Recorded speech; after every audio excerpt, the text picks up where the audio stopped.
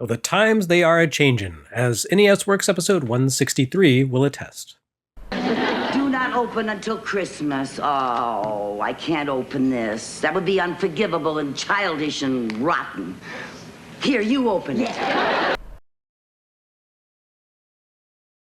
Something I really enjoy about the chronological process of creating the NES Works series is that it really gives you the long view on the trends and influences that help shape these games. By my count, I've explored almost 250 games over the course of 4 years, and the nature of those games has changed considerably since the beginning. As we approach the end of 1989 on NES Works, I feel like I've made a strong case for the way that the NES and its games helped redefine the medium. But the NES and its library were shaped by external trends in turn, and we can see that process at work here with SNK's P.O.W. We've seen a fair number of SNK releases on NES to this point, and these have touched on a decent variety of genres, from sports titles like Lee Trevino's Fighting Golf and Baseball Stars to platformers like Athena. All on-trend games, very much works that represented the zeitgeist when they debuted. Mostly though, SNK has made vertical shooters. SNK got started on NES with Alpha Mission, a game firmly cemented in the trends of Japan's console game business circa 1986, which is to say a Xevious clone. But the company found its true calling once they got a look at Capcom's Commando and said, oh hey, Frontline can be fun. Ikari Warriors and its sequel, Iron Tank, Guerrilla War, that's pretty much half of the company's NES output to date, all hoeing the same row as it were. And notably, each has been better than the last. Ikari Warriors was, as you know, rough. So was Victory Road, but at least it was weird and interesting. Iron Tank fared far better, even if its stages did drag on a little too long and had a nasty habit of surprising players by allowing them to stumble into deadly situations that could instantly end their progression through a stage. It included a story, and multi-path level designs, and discretionary upgrades. And Guerrilla War was even better. In fact, I'd argue that Guerrilla War is the best controlled scrolling vertical shooter on NES, filled with excellent level design and encounter placement, great variety to the action, and an optional hostage rescue score mechanic that adds an additional, but discretionary, layer of challenge to its two-player simultaneous combat. And you know, when you create a game as good as Guerrilla War, maybe it makes sense to sign off and move along. Not to say that Guerrilla War was the last vertical shooter SNK would ever produce, but that format faded into the background for the company as other genres came to the fore. Pretty good timing, really. SNK went out on top as the vertical shooter itself began to fall out of favor, even in Japan, transitioning into more of a niche format that catered to a small but truly dedicated fan base. And as that happened, other genres began to dominate arcades.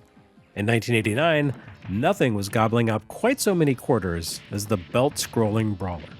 Technos Japan's Double Dragon had defined the format in 1987, building on the tenets of Renegade and Kung Fu. 2 years later, the sales receipts were in, publishers took notes, and developers set about trying to capture that magic for themselves. Capcom's Final Fight and Konami's Teenage Mutant Ninja Turtles arrived in arcades at the end of 1989 and cemented the belt scroller as the hot game trend for sheer cash-grabbing potential. But even before those landmark titles hit the scene, plenty of other developers had already made a grab at creating the definitive game where a dude walks right while punching and kicking other dudes who line up with them on the same horizontal plane. These are distinct from pure side-scrolling brawlers like Bad Dudes and Flying Dragon, which lack movement along a vertical axis, or rather use the vertical axis strictly for jumping and ascending rather than moving in a simulated 3D space, which is really what sets the children of Renegade apart. And we've seen a few of those efforts here on NES already, most notably The Adventures of Bayou Billy, which wasn't actually very good. There's a reason Final Fight and TMNT were such big hits. They actually did a good job with the format. Now, SNK tries its hand at this burgeoning game concept with P.O.W, Prisoners of War, a conversion of a 1988 arcade brawler. Among other things, P.O.W. is notable for appearing to be an early attempt by SNK to create something resembling a shared universe for its games. The main protagonist is nicknamed Snake, which is probably a Kurt Russell reference, but also ties this military action to Iron Tank, a game where the tank commander was also named Snake. Not that this came through on NES, where the localizers decided to pass over Snake in favor of putting the spotlight on the arcade's Player 2 character, Bart. That's right, character. P.O.W. borrows a lot from Double Dragon, and that includes a crucial design compromise for the NES version. While P.O.W. tapped into the compelling, and it should be noted, doubly profit-generating world of two-player simultaneous action in its coin-op iteration, the NES game limits you to a strictly single-player experience. And P.O.W. also makes some changes to the gameplay in order to compensate for the loss of simultaneous co-op. It does not go about it in the same way as Double Dragon, pretending to be a very, very linear and very limited role-playing game that gates special moves behind grinding for experience. In fact, I'd say that Victory Road was more of an RPG than this. It had shops and conversations with NPCs. All you can do with NPCs here is punch, kick, stab, shoot, or explode them. Now, that's a decent array of verbs, but none of them involve non-lethal interactions. No, P.O.W. knows what it is, and it stays in its lane. Although, bad guys like to switch to a higher or lower lane in order to slip past your guard and attack you from behind, because it's a belt scroller, you see. No, instead, SNK added a bunch of new enemies to the game, reconfigured the boss encounters, and included additional power-ups over those seen in the coin-op.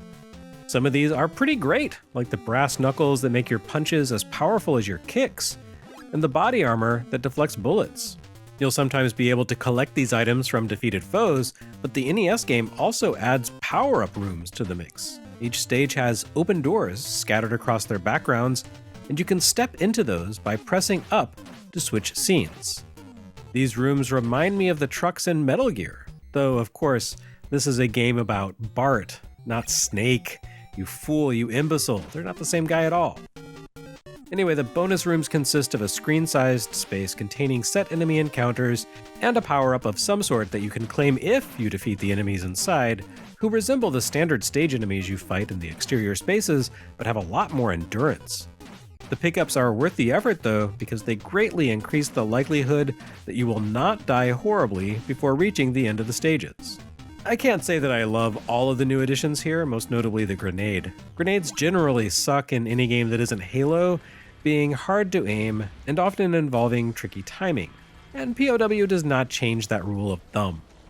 Worse, you have to face off against multiple enemy vehicles throughout the game, another new addition for NES, which is cool in theory. A little dude taking down massive military machines of destruction is a great video game dynamic. Unfortunately, the little dude that is Bart has to take down the massive military machines of destruction using grenades. That would be okay once, but it happens a couple of times, and the second instance suffers from the escalating unfairness of P.O.W.'s design. This is a hard game, like Sega Master System hard, where the developers grew up making arcade games and didn't realize that things can and should work differently on consoles. P.O.W. starts reasonably enough, and I can see someone clearing the first of 4 stages with a little practice. Once you get a handle on enemy patterns, learn to fight effectively, get a feel for the timing of pistol whipping foes with the butt of the rare and powerful rifle power-up so as not to waste bullets, and master the art of managing foes in the bonus rooms, the first level is totally manageable. The boss of that stage, a helicopter that requires you to farm grenades to use against it, is actually surprisingly not horrible. All in all, P.O.W. starts pretty well. It's in stage 2 that the game reveals its true nature, and you start to get a sense of its flaws. Although the first level speaks of potential for a top-tier 8-bit brawler, by the end of the game, P.O.W. sits comfortably in the C tier of the genre. It's certainly better than something like Bayou Billy, the listless swill that would clog 16-bit consoles, but it's a far cry from the upcoming Double Dragon 2, or, God forbid, Streets of Rage. P.O.W. falls short of greatness not due to any single game-breaking flaw, but rather because of countless trifling annoyances that add up to a game that just never lives up to its potential. Its single biggest sin is that the combat, to to be honest, just doesn't feel that good. It lacks the fluidity and sense of progression found in the best brawlers. Like Bayou Billy, P.O.W. doesn't bother with anything so trifling as combo attacks, so every attack you deliver feels like an isolated action with no real continuity or flow. Bart is limited to a punch, a kick, a really awkward jump kick, ranged attacks with disposable temporary weapons, and his one good move, a reverse punch. The reverse punch is tough to pull off and requires nearly frame-perfect input, but it hits hard and is an amazing counter to enemies who like to roll up or leap past you to stab you with a brutally powerful attack from behind. If you can land a reversal when one of those guys attempts to slip past your guard, you can take them out of the action in a single blow. But it's tough to activate reliably, which is a problem with all of the game's attacks, really. They have frustratingly tiny hitboxes, they demand precision timing, and they don't string together well, with a really sluggish, gummy feeling if you don't press the attack buttons with just the right timing. Compounding this, the game is really finicky about what actually counts as an attack against someone. Like nearly all brawler heroes, Bart can only attack left and right, which means he can only hit targets on the same horizontal row as himself. P.O.W.'s code is not particularly generous about what counts as being on the same row though, and you will constantly whiff your attacks. Enemies don't seem to have this limitation though, and the deadlier an attack, the more generous its hitbox. A lot of enemies command instant kill skills, most notably guns and grenades. Not only do these have an annoying tendency to hit you when you think you're safely out of range, they also move a lot faster than Bart, so it's really hard to get out of their way and dodge them, especially grenades. On top of that, the levels grow in length the further you get into the game, and the enemy mobs you have to defeat grow larger. In the first stage, you generally just have to fight 2 guys at a time, and it doesn't take too long to reach the boss. By stage 4 though, that has all changed. The 4th stage is literally twice as long as the first, and the encounters involve 3 times as many enemies. Rather than having to beat 2 enemies before moving forward, you need to kill 3, and then a second wave of 3 enemies appears for you to take down all over again. And the later enemies are super difficult too. Fast, relentless, aggressive, and hard-hitting. You only get 3 lives in P.O.W. per continue, and there are a few spots where enemies can box you in with timing that results in you taking a one-hit kill, dying, resurrecting on the spot, and take another one-hit kill before you can move, and then another, burning through your stock of lives in about 5 seconds. It is a wildly difficult game. The arcade game was wildly difficult too, but you could quarter feed the machine and brute force a victory. On the NES, you can only brute force victory with a Game Genie, since continuing sends you back to the start of a stage, which is actually hilariously cruel in stage 4, which has multiple boss encounters featuring single-hit kills with attacks that have absolute priority over yours. P.O.W. deserves some credit. It's SNK trying to get ahead of a budding genre while maintaining a certain degree of consistency, perhaps even continuity, with their trademark titles Ikari Warriors and Iron Tank. And it's certainly the best-looking belt-scroller that we've seen on NES to date, even if the animation is a little lacking and the flicker can be distracting. As an early entrant in the belt-scroller race, I'm willing to cut P.O.W. a little slack. And it's infinitely better than the attempt we'll see next episode. But that still doesn't mean that I want to play it again.